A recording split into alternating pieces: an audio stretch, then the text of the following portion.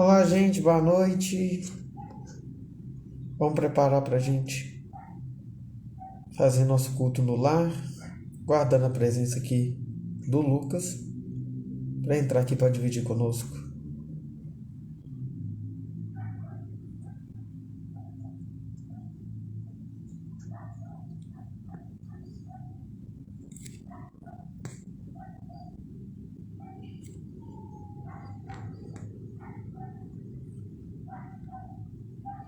Oi, gente. Só um pouquinho que a gente já vai. Só esperar um pouquinho o Lucas entrar.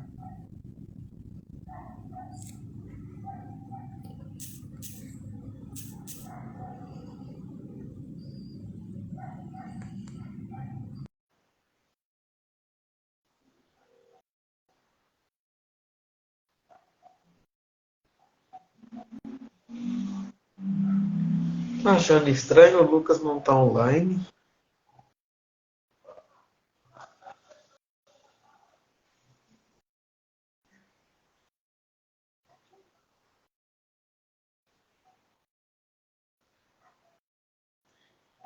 Boa noite, meu pai Oxalá abençoa.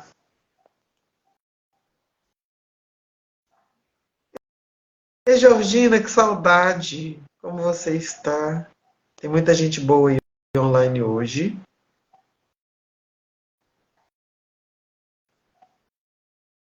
Gente, pra gente ir respeitando o nosso horário, o Lucas chegando aí, ele chama aqui pra gente entrar junto, tá?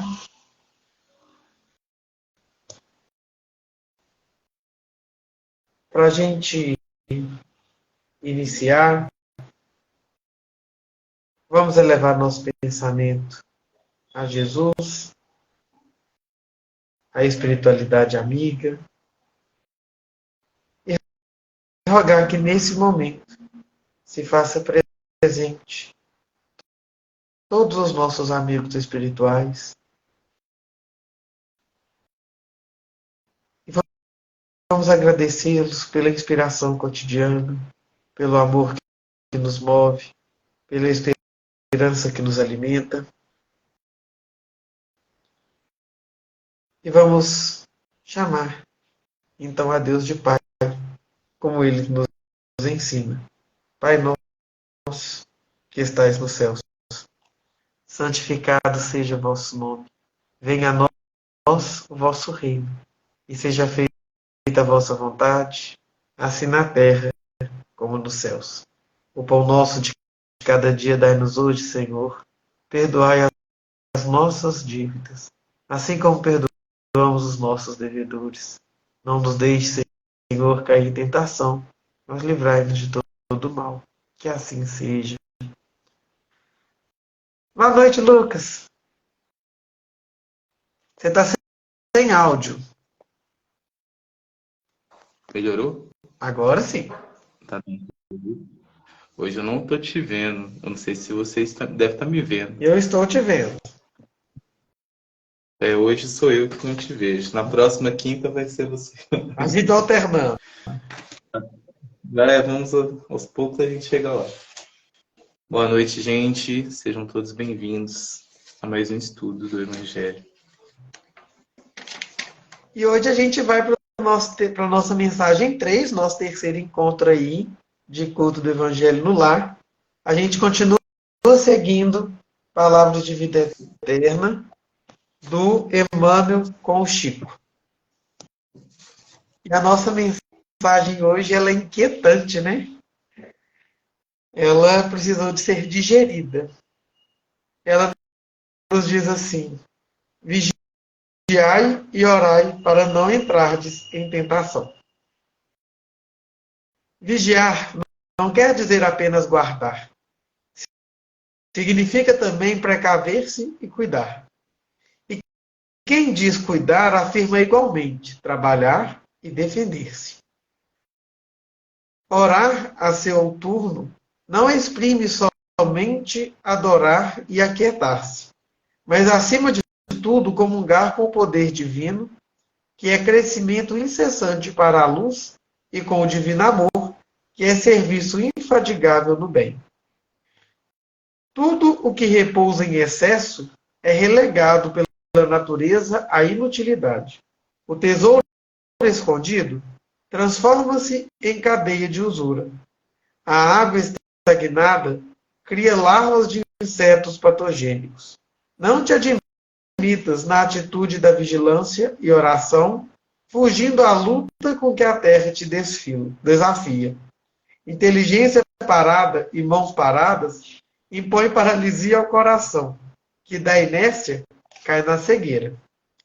Vibra com a vida que estua sublime ao redor de ti e trabalha infatigavelmente dilatando as fronteiras do bem, aprendendo e ajudando uns aos outros em seu tempo próprio favor.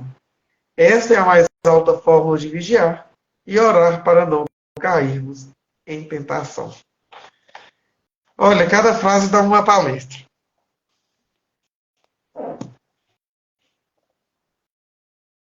que você quer trazer para a gente de contribuição, meu irmão? Hoje eu não tô te vendo, eu não sei quando você vai me dando a deixa, aí eu só consigo te ouvir. Pode deixar. Bom, gente, essa mensagem, ela é, assim, interessantíssima, porque a primeira mensagem que a gente estudou tem o título Recomecemos. A gente falou sobre recomeçar. A segunda, Cresçamos para o Bem. A gente fala como, o Emmanuel traz como fazer para crescer, para melhorar, para aprimorar cada dia mais para o bem. E hoje, evitando a tentação, ele traz o versículo de Marcos 14:38. Marcos 14:38. Vigiai e orai para não entrardes em tentação. Aí vem, hoje a gente vai refletir um pouco sobre isso, mas o que é vigiar? Né? O que é orar? Vigiar, a gente pode até dizer, vigiar não está falando apenas de ficar de olho em algo ou alguém, né? Mas também de nos precaver e cuidar. Sim, cuidar, porque cuidar é uma forma de trabalhar e de se defender.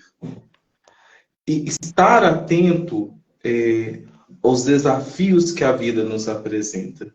Então, o Emmanuel traz esse convite sobre a vigilância. Vigiar não quer dizer apenas guardar, significa também precaver-se, cuidar. E quem diz cuidar, afirma igualmente trabalhar e defender. Porque o vigia ele fica atento a tudo.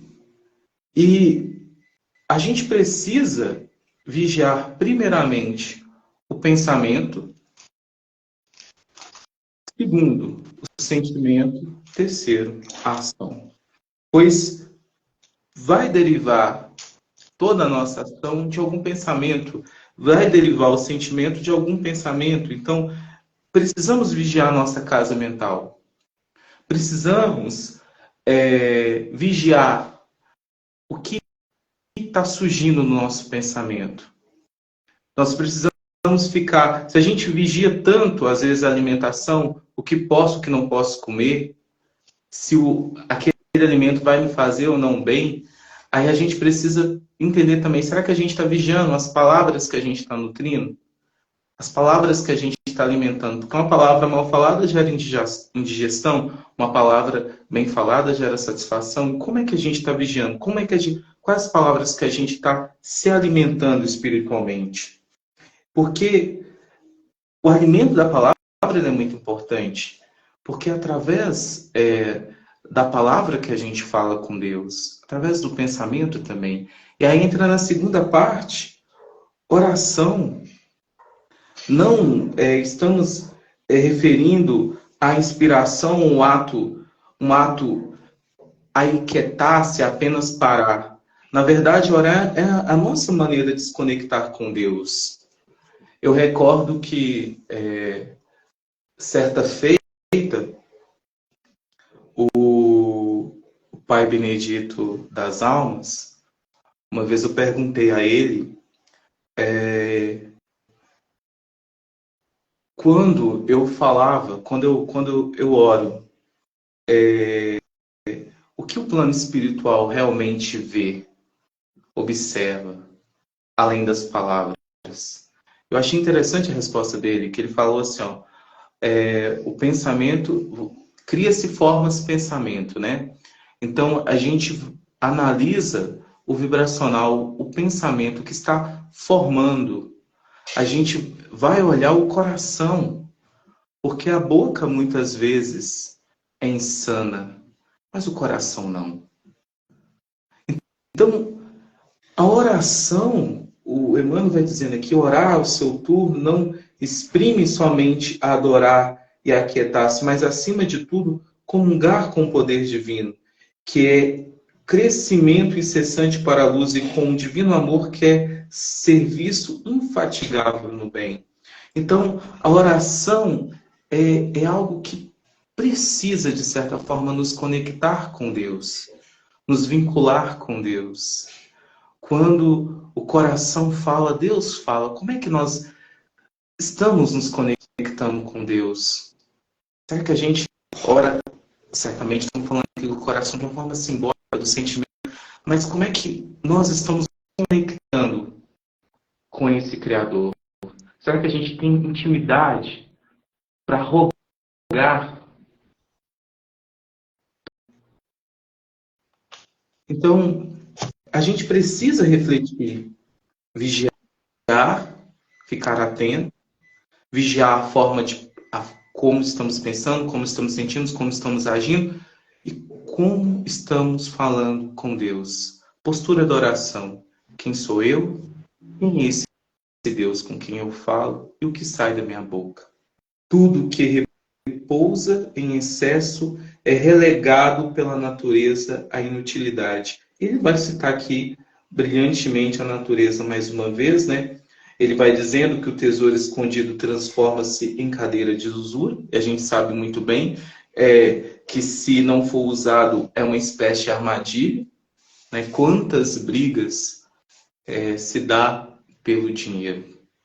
E tudo que está parado, estagnado, ele cita a água que vai criando lava, mas ele está dizendo que se a gente espiritualmente não trabalha, não modifica e fica com uma espiritualidade ociosa, preguiçosa, não vive espiritualmente, a gente corre um grande risco de criar até lavas mentais, como vai dizer André Luiz em algumas obras.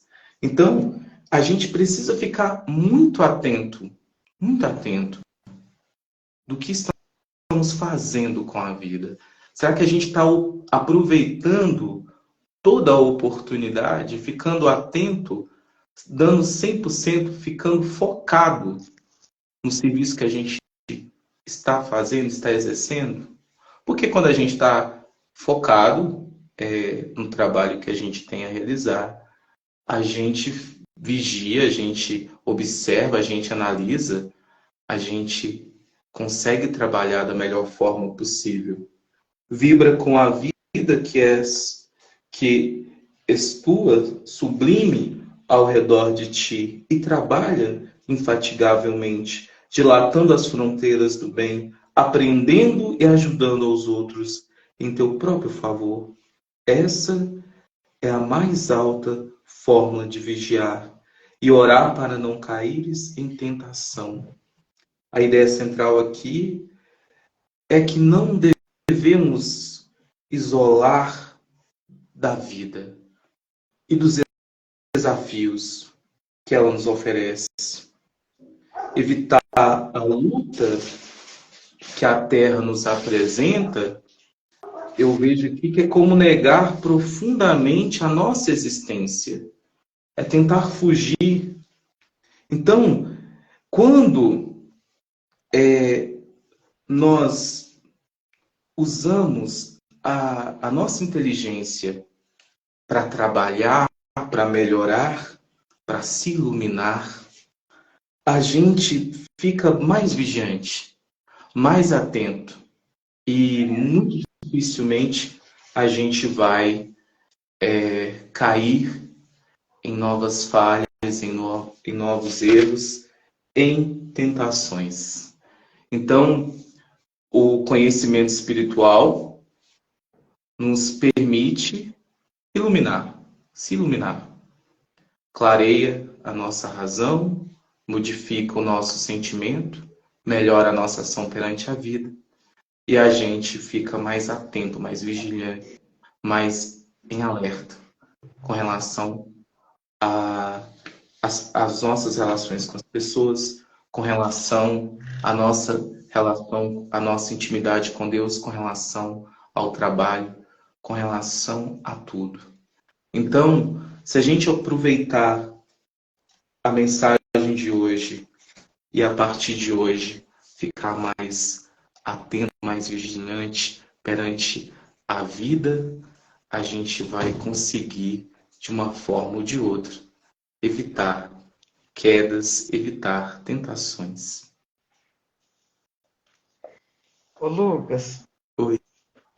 eu, como um bandista, né, que lendo o texto espírita não deixa de trazer também o lado terreiro de entender e de perceber a mensagem.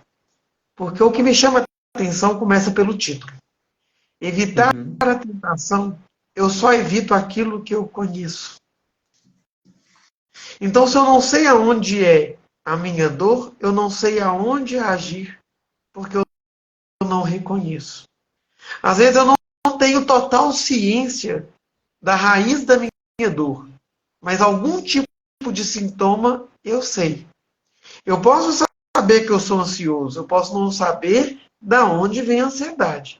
Mas aquilo que está vivo, que está em potência, eu vejo, eu sinto, eu percebo. E aí eu fico pensando pelo outro lado, o vigiar e orar até a nós mesmos, fazer de nós um processo de oração. Porque é muito mais fácil eu não cair na tentação do que me levantar depois da queda. E aí, o que Emmanuel, eu acredito que ele esteja aí fazendo um convite olha também para como tem sido a sua vigilante perante si mesmo, perante a vida.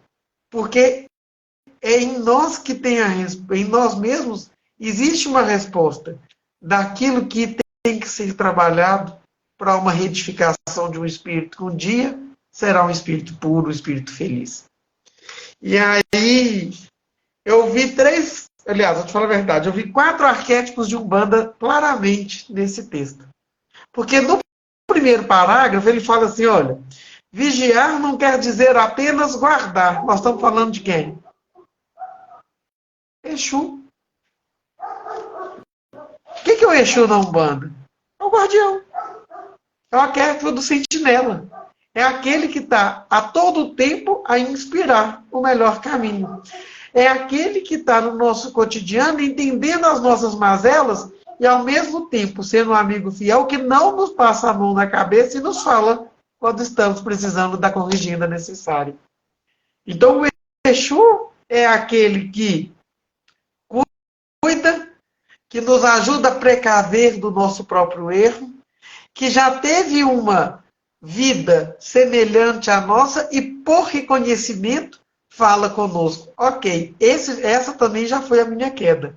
Então eu tenho moral para falar para você, vai dar errado. E aí tem gente que olha para o Exu e fala, nossa, mas o Exu é aquele que fala besteira, é aquele que fala grosso, eu sei educação, eu falo, isso tudo pode ser um médium. Tem muito mais do médium aí do que do Exu. Porque ele fala assim, olha, e quem diz cuidar, afirma igualmente, trabalhar e defender-se. Gente, isso é o arquétipo puro de Exu. É aquele que não para, que está a serviço sempre, mas que trabalha incessantemente e inclusive nos ajuda a nos defendermos das mazelas. Como? Progredindo.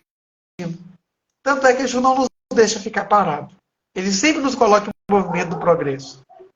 E aí um dia o Exu lá da casa falou com a gente assim, gente, vocês estão querendo tanto ficar livre de obsessor? primeiro deixa de ser um. E aí, gente, quantas vezes a gente é um obsessor da gente mesmo? A gente é um obsessor até da quem a gente ama. Imagina de quem a gente não ama. Então, não é aquele meme, né? Jesus mandou amar o próximo, mas o problema é o próximo. Não, o problema sou eu. O problema sou eu. Porque se Jesus conseguiu me amar como eu sou, não tem como eu querer exigir alguma coisa. Se tem um guardião que zela por mim, um Exu que zela por mim, me desculpa, eu não fiz tanto assim para merecer essa companhia espiritual. É pura misericórdia de Deus. E aí eu vi o arquétipo do preto velho. Tudo que repousa em excesso é relegado pela natureza à inutilidade. Porque o preto velho é o arquétipo do equilíbrio. Você não vai ver um preto velho falar alto e nem falar baixo demais. Ele vai falar no tom de voz que você dá conta de escutar. Ele não vai passar a mão na sua cabeça e não vai ser leviano. Mas ele vai te falar a verdade respeitando o seu limite. Porque às vezes nós não estamos prontos para a verdade completa. Porque ela passa principalmente pelo reconhecimento. E às vezes o preto velho não vai ser aquele que vai te responder, mas que vai te fazer perguntas para repensar durante a semana inteira. Porque o preto velho é aquele que nos mostra onde estão os nossos excessos pela harmonia de espírito que ele alcança e nos inspira a ser. Então, eu vi esse arquétipo e aí isso me chamou muito a atenção. E lá no finalzinho da primeira página, eu vi o arquétipo da linha do Oriente. Ele fala assim: inteligência parada em mãos paradas impõe paralisia ao coração, que dá inércia, cai na cegueira. Que dá inércia, cai na cegueira. A linha do Oriente é quem fala pouco. Quando você vai numa gira de linha do Oriente, mal eles falam alguma coisa quando falam. Mas repara o trabalho que eles fazem com as mãos. As cirurgias espirituais. As lições de vida que eles dão no silêncio pela assistência de um a um. Não precisando da palavra porque eles leem a nossa alma. Eles não vão falar a palavra consoladora porque eles serão consolo com a própria ação. Não porque eles são como consolador, mas porque trabalham para ele. E na Umbanda, quem são os nossos mestres do Oriente? Os guias da linha do Oriente? São os médicos espirituais, são os hindus que muitas vezes nos aparecem, são aqueles outros que não participam da nossa cultura de Umbanda que é genuinamente brasileira, mas que vêm ao nosso encontro como aqueles que contribuem para o nosso progresso. Então, enquanto consolidação de um solo brasileiro, a gente tem o negro escravizado no preto velho, a gente tem o índio como o povo originário, a gente tem o baiano como aquele arquétipo do povo da Bahia que tem o seu momento de conquista enquanto indivíduo, enquanto território, espaço político, mas que também tem todo um jeito, uma alegria de passar pela dificuldade que nos mostra um jogo de cintura maravilhoso.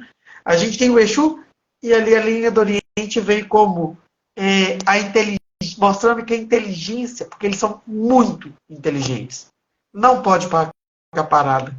Porque se é uma característica conquistada ao longo das encarnações, pará-los é tomar do próprio veneno. Porque até a água, que é fonte de vida, se parada da doença, imagina a inteligência que pode ser fértil para o mal quando a nossa moral não está bem trabalhada. E se a nossa moral tivesse tão trabalhada assim, estaríamos desencarnados como espíritos superiores e não encarnados fazendo culto no lar, tentando fazer reforma íntima. Então, eu fiquei observando e falando, olha, quando Emmanuel fala do Evangelho, ele fala de uma lei moral que atinge a qualquer um, em qualquer dimensão. E quando a gente pega essa lei do Evangelho, traduz nas palavras mais simples e coloca ela ali num chão de terreiro, ou dentro de uma casa espírita, ou dentro de qualquer lugar, porque a palavra do Cristo não é para religião, são para pessoas. Não é uma cartilha de cristianismo, é uma cartilha de moralidade. Ele não nos chama para trazer ali a etiqueta, sou da Umbanda, sou do espírita. Não. ele traz a etiqueta: sou do amor, trabalho pela caridade, vivo a vida me pede, que eu sou o chamado, enquanto vocação primeira, que foi ser criado por Deus, simples e ignorante, e chegar a espírito feliz, pela conquista de meu próprio mérito, orientado por uma lei maior. Então, eu trouxe essa realidade para a realidade de terreiro, porque é a de muitos que nos escutam. E a gente entender que quando a gente fala e traz um texto de Emmanuel, a gente não deixou de falar de Umbanda, a gente não deixou de falar de Espiritismo, mas a gente fala daquilo que a gente comunga. E aí eu falo, evitar a tentação pode ser então o vigiar sentinela do Exu, mas com a sabedoria de que a vigilância primeira é sobre nós mesmos. É evitar cair na tentação do falar muito, quando o silêncio que me inspira é o do preto velho. Pode ser evitar a tentação de fazer demais e pensar de menos, na lição da linha do Oriente, que em silêncio traduz o amor e em suas mãos manifesta ele em favor do outro. E aí foram essas reflexões que eu tinha feito enquanto eu rezava o texto aqui.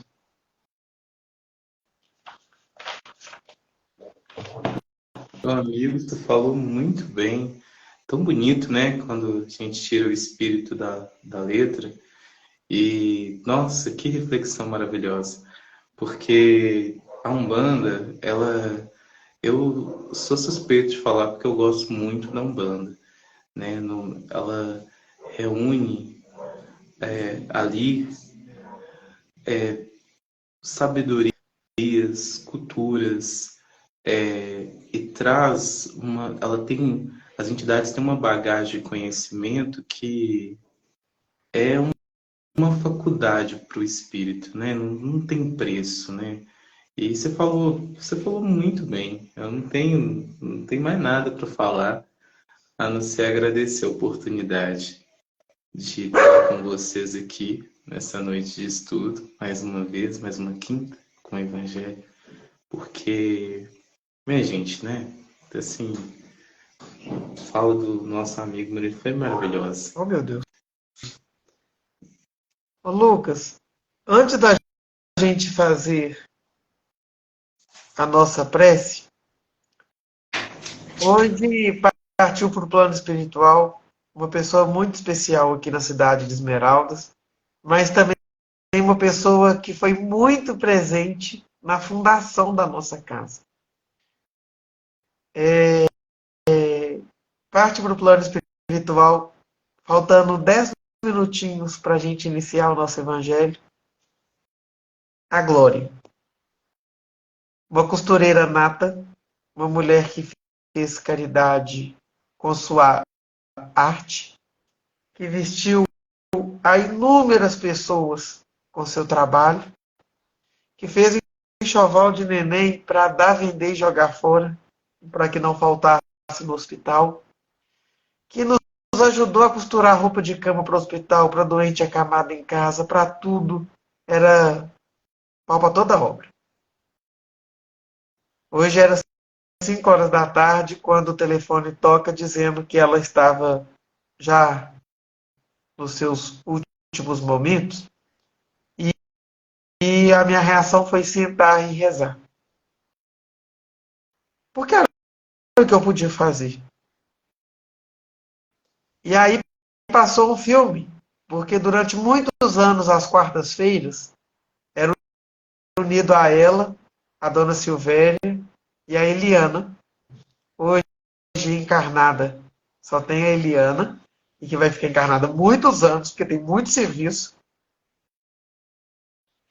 Nossos encontros de quarta eram sagrados. Quando eu voltei para Belo Horizonte, nosso encontro também acontecia aos sábados, para eu poder participar em muitos momentos. E aí fica aqui a gratidão de quem em silêncio rezou para que a fraternidade estivesse onde está. Para quem, com a sua mão, trabalhou para muitos projetos que nós fizemos. Que costurou para a gente desde as toalhas que ficam no congá, a participar de vários momentos em que a casa se juntou em projetos maiores. E na certeza de que a espiritualidade é aquela que guia, é aquela que, com certeza, e eu tenho certeza absoluta disso, estava ali toda amparando a ela no momento de seu desenlace, e disso eu não tenho nenhuma dúvida. Nessa prece final eu queria agradecer pelo dom da vida dela,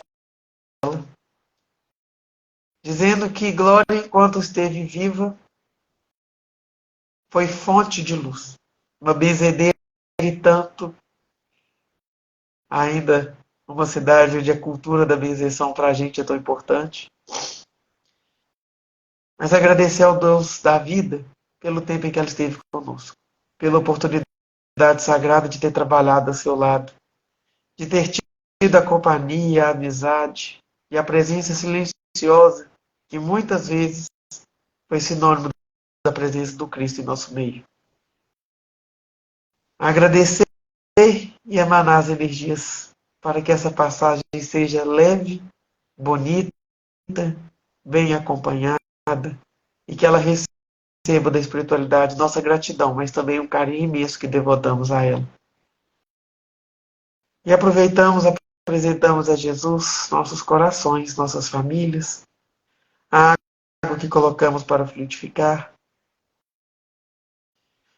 para que nós sejamos cuidados nesse momento. Que os remédios para o nosso corpo e nossa alma sejam colocados pela espiritualidade nessa água, a fim de que sejamos cuidados. Mas também que as energias do mais alto possam harmonizar nossas emoções, acerenar os corações, entrar nos nossos lares e transformá-los em dispensores de luz, a beneficiar tantos aqueles que moram, mas aqueles que nos visitam. Que os nossos corações se tornem mansos, suaves, a exemplo do coração do Cristo. E que sejamos munidos de coragem para não desistir da caminhada a que Ele nos convida. Agradecemos, Mestre, por nos dizer que estaria conosco até o fim dos tempos e nos mostrar que sua promessa é válida todos os momentos em que respiramos. Agradecemos por viver pelo Senhor, de ter a graça de ter o coração desperto para a sua palavra e de nos aceitar, mesmo pequenos, como tarefeiros de sua seara. Que o Mestre Jesus nos abençoe, que assim seja.